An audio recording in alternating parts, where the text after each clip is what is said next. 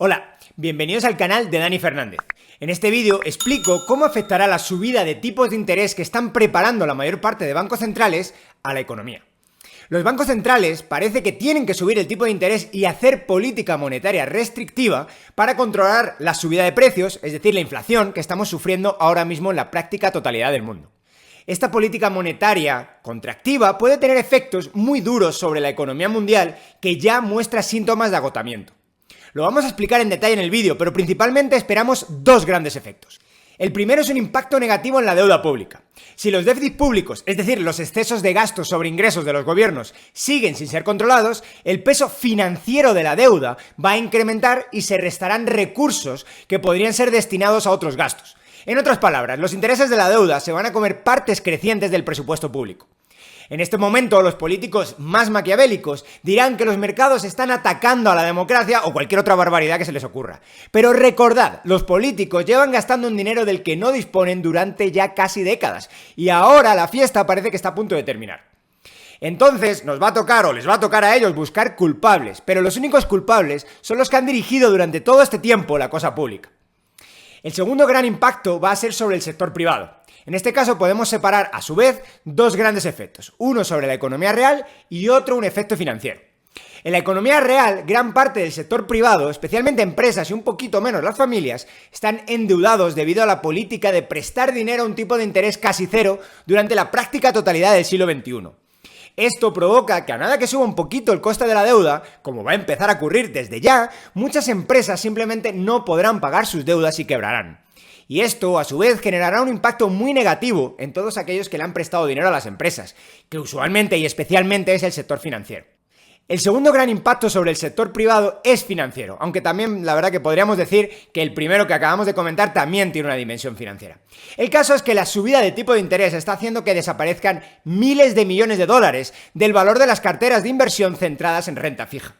Seguro que algunos no os habéis enterado de lo que he dicho, pero básicamente lo voy a explicar en el vídeo, pero simplemente comentaros que el precio de los bonos se mueve de forma inversa al tipo de interés. Si tú ya tienes un bono comprado en tu cartera de largo plazo y sube los tipos de interés, gran parte del valor de ese bono desaparece.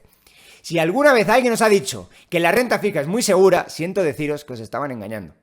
Y bueno, por último, y ya os dejo paso al vídeo, comentaremos dos efectos también de economía real que recibirán un impacto negativo por la subida de tipos. En concreto, todos los sectores vinculados al crédito lo pasarán mal.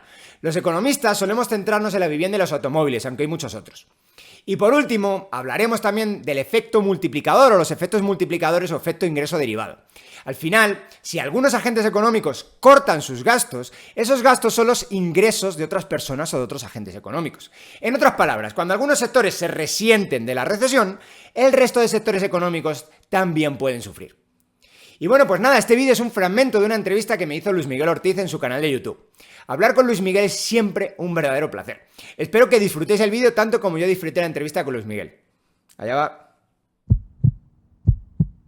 ¿Cómo ves tú esto de la situación de la subida de tipos y cómo crees que puede afectar a medio plazo a todo ello o cómo lo estáis estudiando vosotros? Bueno, desde un punto de vista pues económico hay dos grandes, bueno, probablemente hay más efectos derivados de todo esto, pero directos creo que hay dos grandes efectos. Un efecto sobre deuda pública y un efecto sobre empresas, sobre el sector privado, no necesariamente solo empresas, sector privado también hogares. Entonces, sobre estados, ¿en qué situación estamos? Estamos en una situación de gran endeudamiento, creo que esto ya lo hablamos en el otro directo, bueno, la otra vez que estuvimos charlando tú y yo.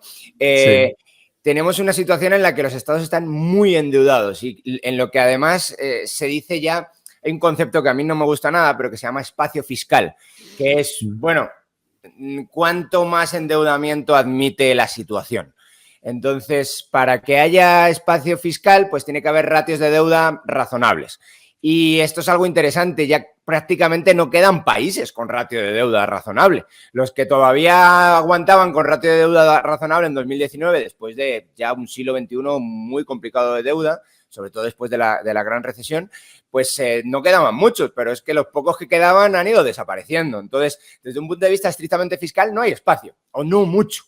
Y por otro lado, desde el punto de vista monetario, menos todavía, porque una de las causas de que vayan a subir los tipos de interés hay más causas, ¿no? Pero bueno, una de las causas clarísimamente está siendo, pues oye, se ha disparado la inflación y tenemos que hacer algo para luchar contra ella. Y la herramienta así a mano más importante que tienen los bancos centrales es subir los tipos de interés. De hecho, ya lo están señalizando y cualquier informe que leas están diciendo lo vamos a subir, lo vamos a subir, lo vamos a subir. Luego hablamos, me parece que esto también hablamos la otra vez, que muchas veces quieren decir que los van a subir y no quieren subirlos, porque ya eso genera efectos en el mercado. Pero bueno, la idea básica es esta, los estados están ultra endeudados, tienen un déficit brutal, el déficit no lo quieren corregir y además ahora tenemos una guerra entre manos y con la guerra entre manos pues ellos están echando la culpa de la inflación a la guerra, la culpa es suya y la guerra lo empeora, pero la culpa es suya, es un cisne gris, si lo quieres ver así, del libro casi. Entonces nos hemos hecho frágiles y ahora pues cuando viene la guerra pues la inflación se nos dispara, pero es que ya venía disparada antes. Entonces van a subir los tipos, tienen que subir los tipos, pero los estados no tienen ni espacio fiscal, quieren proteger a los más vulnerables de los problemas que vengan de guerra o lo que sea, pues precio de alimentos que se está disparando, el trigo al doble de precio, ya venía creciendo, el maíz al doble de precio que hace 2 años, el único gran alimento, gran cereal que no ha crecido mucho de precio es el arroz, pero todos los demás se han disparado. Entonces, claro, y si tienes estos problemas, pues necesitas, no sé si necesitas, pero desde luego quieres proteger a la población más vulnerable, pues yo qué sé, haciendo subsidios sobre el trigo o lo que sea. El caso es que no tienen ni espacio monetario ni espacio fiscal para hacerlo. Y si además sube los tipos de interés, menos todavía, porque lo que va a hacer esto es algo que no pasa instantáneamente, pero sí pasa instantáneamente con la nueva deuda. Si tú subes el tipo de interés, o sea, la nueva deuda simplemente, pues bueno, vosotros en finanzas lo sabéis mucho mejor, ¿no? Muchos bonos, de hecho, se emiten al descuento. Quiere decir que hoy me endeudo por 100 y recibo 90 o cada vez menos, de hecho. Entonces, y aunque tenga que devolver los 100 o los 1000, voy a tener que endeudarme voy a recibir hoy mucho menos, 900 o lo que sea. Esto significa que la deuda en los balances financieros de los estados, la deuda va a pesar cada vez más. Y más todavía cuando se tengan que ir renovando toda la deuda que se emitió en el pasado, porque no hay para pagarla. Entonces, los estados están contra la espada y la pared. De hecho, más contra la espada y la pared están los bancos centrales, que les van a tener que subirlo, que tienen que elegir entre ir contra su propio Estado, que no es algo natural. Nos han vendido que los bancos centrales son independientes. No es verdad. O sea, de hecho, si fueran independientes, no habrían comprado la deuda pública y estarían ahora subiendo los tipos de interés con más fuerza para luchar contra la inflación. Pero no quieren hacerlo. Pero ya se están viendo entre la espada y la pared. Y por otro lado, tienen que proteger su moneda, que se supone que es su razón principal de ser. Entonces, por ese lado estamos complicadísimos. ¿Y cuál es el lado, por el lado del sector privado? Bueno, pues por el lado del sector privado, a su vez, hay otros dos impactos. El primero es un impacto ya de valoraciones, que ya lo estamos viendo, ya se están disparando los tipos de interés y pues se está esfumando el mercado de renta fija, el valor se está esfumando, está desapareciendo, es una cosa exageradísima.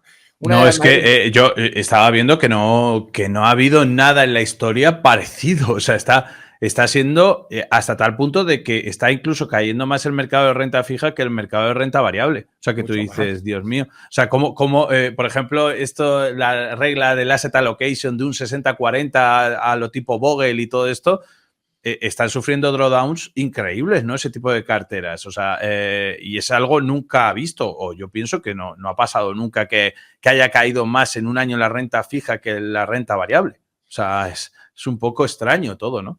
Pues tendríamos que ver, pero ahí se me escapa, porque esto es un tema también mucho más financiero. Eso te lo voy a dejar de deberes a ti, pero los años 80... No, creo que yo he visto que nunca, que no ha pasado nunca. Que no yo hubiera imaginado en los años 80, porque la subida de tipos también fue ultra,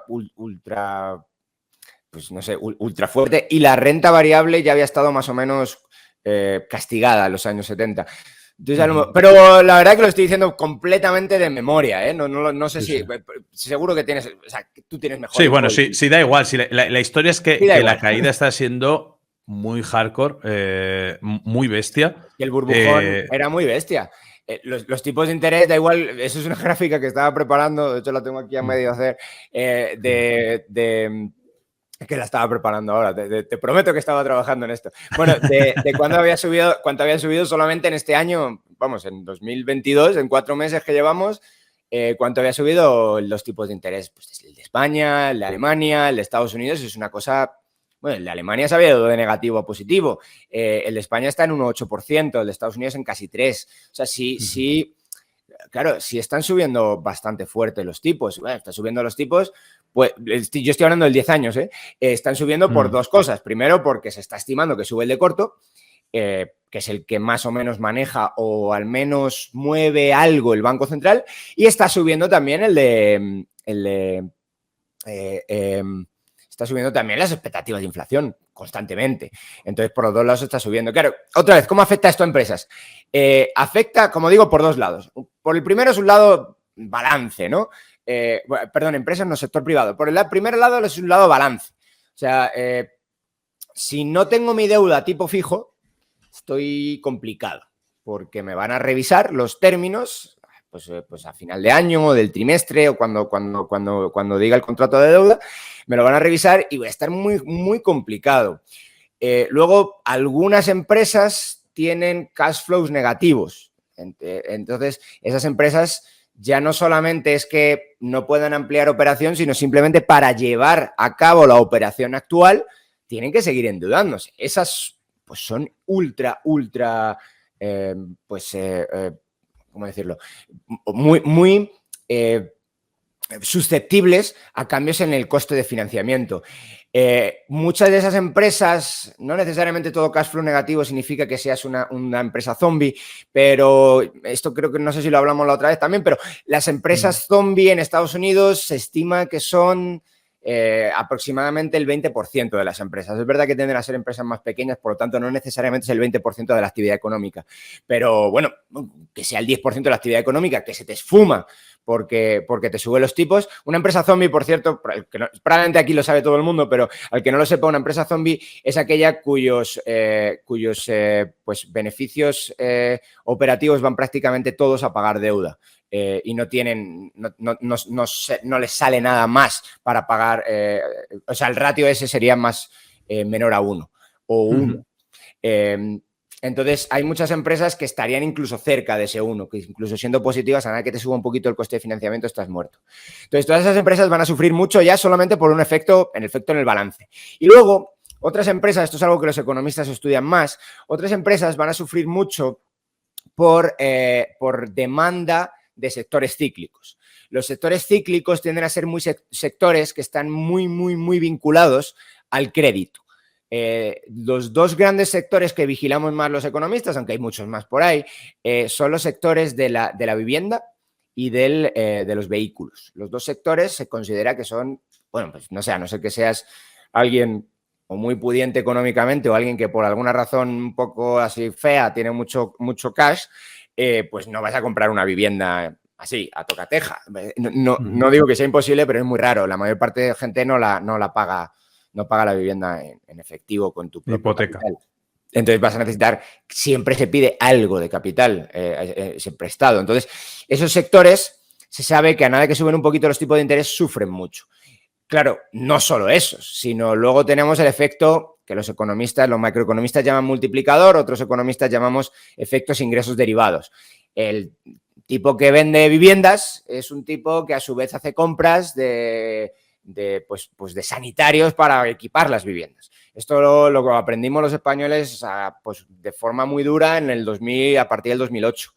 Que es que, bueno, hay un montón de industria o de actividad económica vinculada al sector que está vinculado al crédito. Entonces, cuando una actividad económica se resiente mucho todas aquellas a las que esa actividad económica hace compras, todos los proveedores. Entonces, en este caso, pues toda la gente que está de alguna manera vinculado al sector, aunque sea incluso de lejos, pero está vinculado al sector de la vivienda o del automóvil, que en España la vivienda pues ya pues nunca llegó a crecer tanto como antes de la crisis del 2008-2009, pero que el sector de la automoción sí es muy importante en España. Pero cuando digo muy importante, no porque tengamos muchos coches, sino que producimos muchos coches.